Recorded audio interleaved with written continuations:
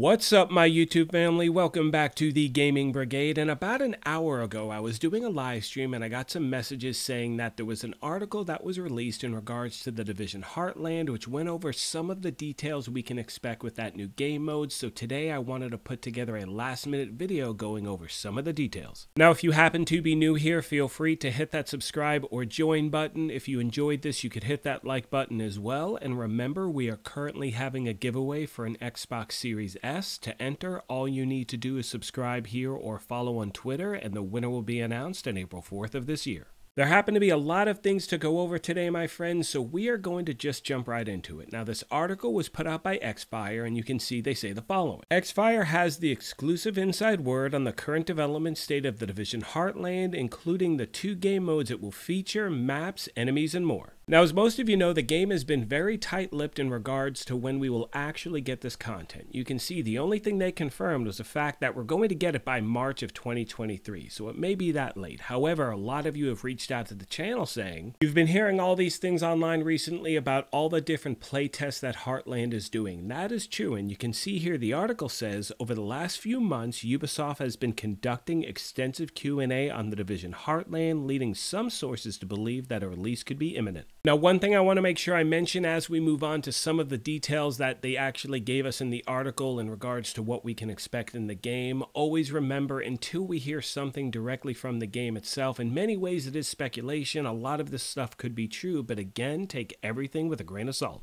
With that being said, let's now go over some of the details the article gives us. You can see here they say the following. We can exclusively reveal that the game will feature 2 modes. Storm, which is a PvPvE mode, and Excursion, previously named Expedition, which is a PvE mode aimed at preparing you for Storm. They go on to say that several sources compared Excursion to the tutorial mode of Storm, where players can play with 2 other friends and learn the map by scavenging, looting, exploring, and fighting against enemy AI on the game's massive map named Silver Creek. The current description for the Excursion mode reads, explore alongside other friendly agents to prepare the world for the upcoming storm. Now, they make it clear that Heartland's bread and butter is Storm, a PvEVP mode that is similar to Escape from Tarkov. The aim of this mode is to survive, loot, and extract from Silver Creek to your base of operations. Now, in regards to the description of Silver Creek, they tell us the following. Silver Creek is a large open world with plenty of opportunities to find rare loot, but the game's virus-contaminated gas can spread from random locations instead of just moving in from the map's edges like we have seen with many battle royales to date.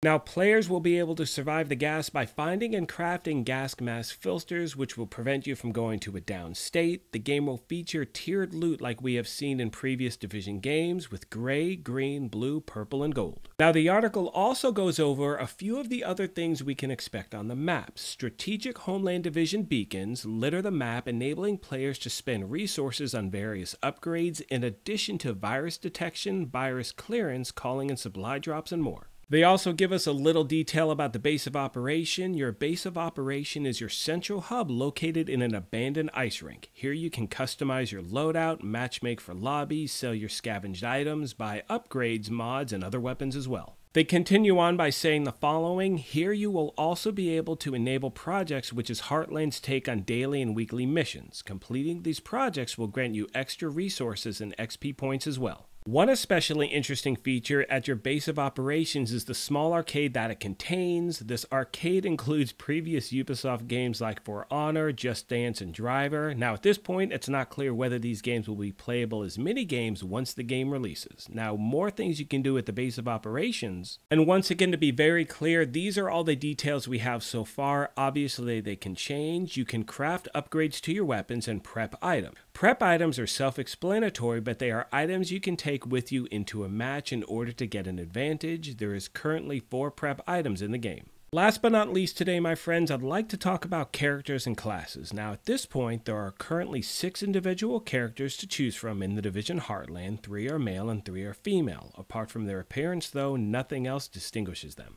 Now, in regards to the classes, you can see we have the following. First of all, we have Weapon Expert. Talent's Tracking Shot. Enemies are marked after damaging them with a firearm lasts 5 seconds. We also have Shared Armor Kit. Armor kits repair your armor as well as nearby teammates and friendlies, and the perk is Covert Armor. Next, we have the medic, where talents include health recovery. You restore health after being in cover for a short time. Shared health kit, it's the same as above, but for health, and the perk is covert melee. And by the way, just reading that is absolutely awesome. Like, I definitely want to try this character out without a doubt. Finally, we have Survivalist, where your talent is loot detection, so crouching highlights nearby unopened loot crates. You also have Shared Filter, where it's the same as above, but for filters, and the perk is Covert Cover.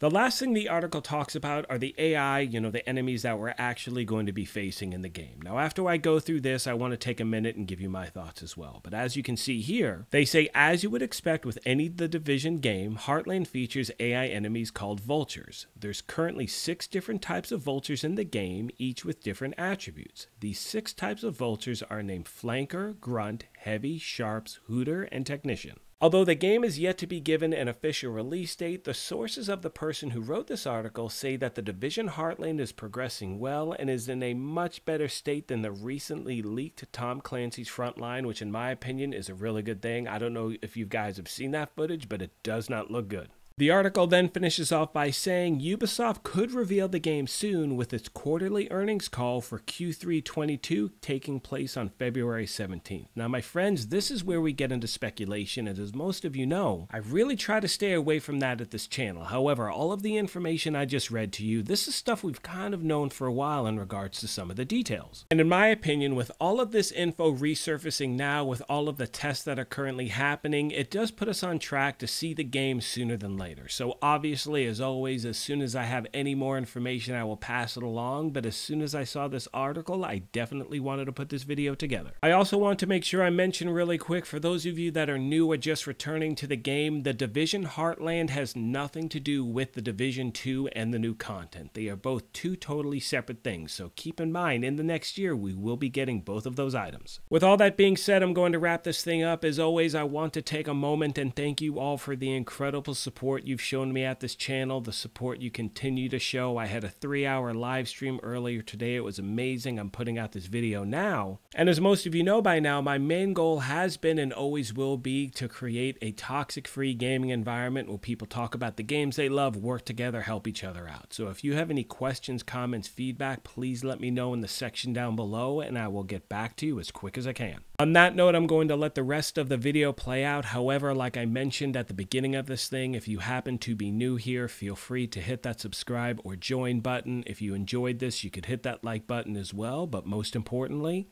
take care of yourselves, be kind to each other, and we will talk to you soon. Thanks again, everyone.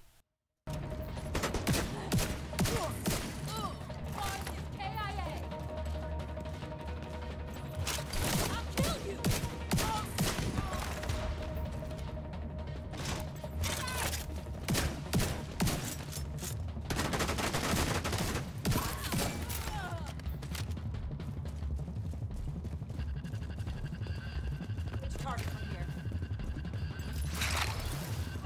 Firing an RPG.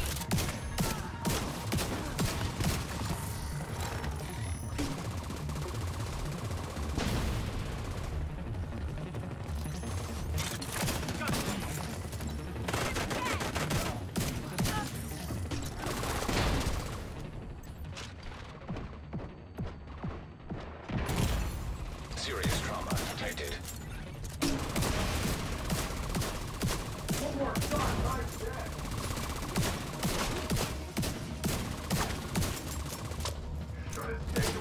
All clear. I repeat, the compound is all clear. No, that can't be all of them. Check the interior while I get Henry's people to maintain the perimeter.